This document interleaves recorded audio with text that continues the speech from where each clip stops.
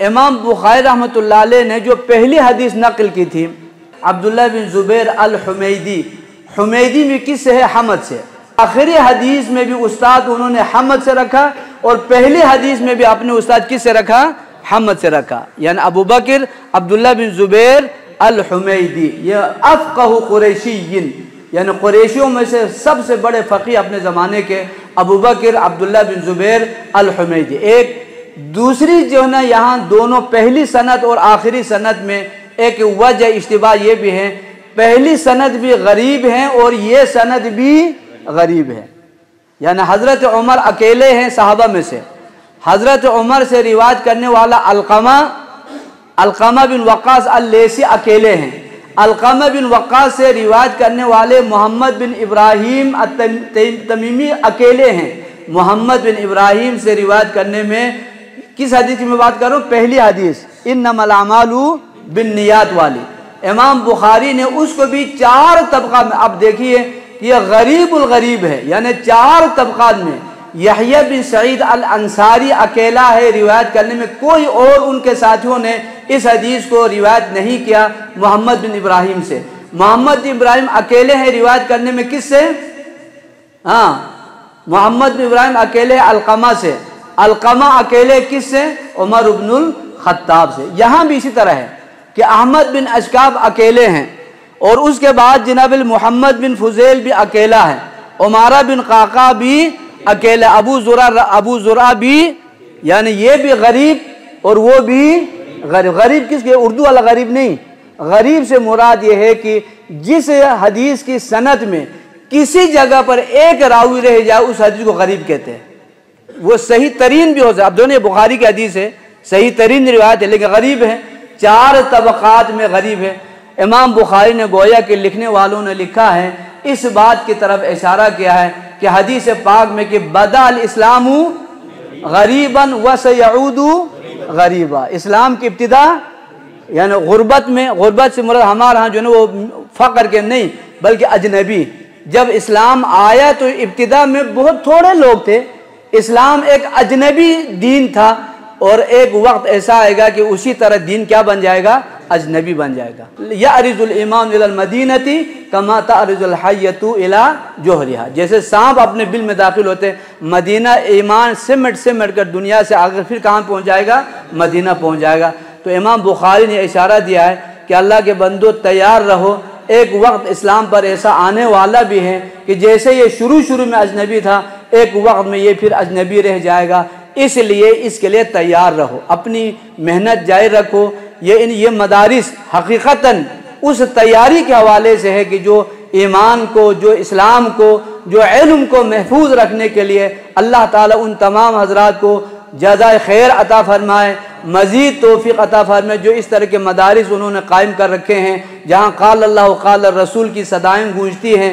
जैसे इमाम शाफ़ी ने कहा था कि अल इल्मु मा फ़ीही क़ाल व हद्दसना व कुल्लु सिवा ज़ाका फ़विस्वासु शयातीनी, कि जिस इल्म में क़ाल अल्लाह क़ाल रसूल कहा जाए हकीकत में वही इल्म है, इसके अलावा सब के सब शैतानी वसवसे हैं। तो ये क़ाल अल्लाह क़ाल रसूल की सदाएँ बुलंद होती हैं। इस दीन गरीब की हिफाजत के लिए ये अहले इल्म एक मिशन के तौर पर, ये तलबा एक मिशन के तौर पर लगे हुए हैं। अल्लाह ताला इनकी मेहनतों को कबूल फरमाए। और आखिर में हज़रत अबू हुरैरा रज़ी अल्लाह ताला अन्हु, इस पर जो है घंटों बात हो सकती है, बहुत बड़े हदीस रसूल के हाफिज़ हैं और बहुत बड़े मुहद्दिस हैं। इन्होंने जनाब खाली पैद रह कर बेहोश भी हो जाते थे कभी भूख की वजह से, लेकिन अल्लाह के नबी अलैहिस्सलाम के मजलिस को उन्होंने कभी नहीं छोड़ा। मकसद ये था कि हदीस रसूल को मैं बयान करूं। हत्ता कि उन्होंने एक मैं वाक़या सुनाता हूं, सही बुखारी ही में ये मौजूद है कि हज़रत अबू हुरैरा ने कहा कि लोग कहते हैं कि अक्सर अबू हुरैरा जो बहुत ज़्यादा हदीसें रिवायत करते हैं, कैसे मुमकिन है? 3 साल की सोहबत उन्हें मिली है, यानी ग़ज़वा खैबर पे मुसलमान होकर आया है, यानी ये सन 7 हिजरी में 6 हिजरी में। और उसके बाद जनाब 1 साल अल्लाह के नबी अलैहिस्सलाम ने अपनी ज़िंदगी में अला अल हज़रमी के साथ इनको बसरा भेज दिया था, तो 1 साल निकाले 3 साल की सोहबत है। लेकिन तमाम सहाबा में से सबसे ज़्यादा हदीस किन से मरवी है? अबू हुरैरा रज़ी अल्लाह ताला अन्हु से। इसीलिए लोग ताज्जुब करते थे, यार इनको सोहबत तो बहुत थोड़ी मिली है लेकिन हदीसें हम सबसे ज़्यादा रिवाज करते हैं। तो उन्होंने ये बावर कराने के लिए लोगों को, एक सहाबी से मुलाकात हुई सुबह, उन्होंने कहा अच्छा तुम रात को ईशा की नमाज में ईशा की नमाज में अल्लाह के नबी अलैहिस्सलातु वस्सलाम कौन सी सूरत पढ़ी थी? उन्होंने कहा कि ला अदरी। वो हालांकि साहबी रसूल हैं। इमाम बुखारी ने ये बाब इस हदीस से ये भी माना लिया है कि अगर आदमी जो है वो बिला इख्तियार नमाज में किसी यानी ख्याल में खो जाए तो उसकी नमाज बातिल नहीं है। ये साहबी रसूल है। जब उससे पूछा कि अच्छा बताओ कि ईशा की नमाज में अल्लाह के नबी ने कौन सी सूरत पढ़ी थी? उसने कहा कि मुझे नहीं पता। कहा तू हाजिर अमा हज़र था, तू नमाज में शरीक नहीं था? गन्ने में हाजिर था लेकिन मुझे याद नहीं। तो हज़रत अबू हुरैरा कि मुझे याद है कि अल्लाह के नबी अलैहिस्सलाम ने कौन सी आयतें पढ़ी थी, कौन सी सूरतें पढ़ी थी।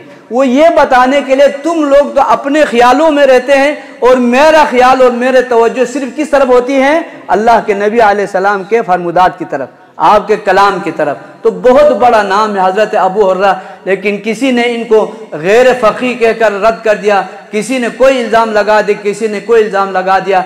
मुस्तशरिकीन में भी जो मुनकिरीन हदीस का भी सबसे बड़ा हदफ जो है तनक़ीद के हवाले से या तो हज़रत अबू हुरैरा है या इमाम ज़ुहरी मोहम्मद बिन मुस्लिम इब्न शिहाब अज़-ज़ुहरी है। वो इसलिए जैसे मैं बारहा अपनी मजलिसों में तकरीरों में कहा करता हूँ, खुदारा उलमा से लोगों को बदजन न कराना, उलमा के खिलाफ बातें न करना, उसका नतीजा इतना ख़तरनाक निकलता है।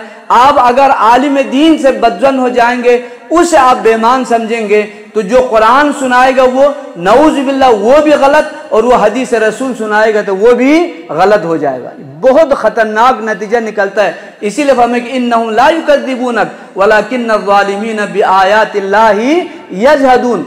आपको वो कज़्ज़ाब, झूठा, जादूगर कहकर हकीकत में किसको चुटलाते थे?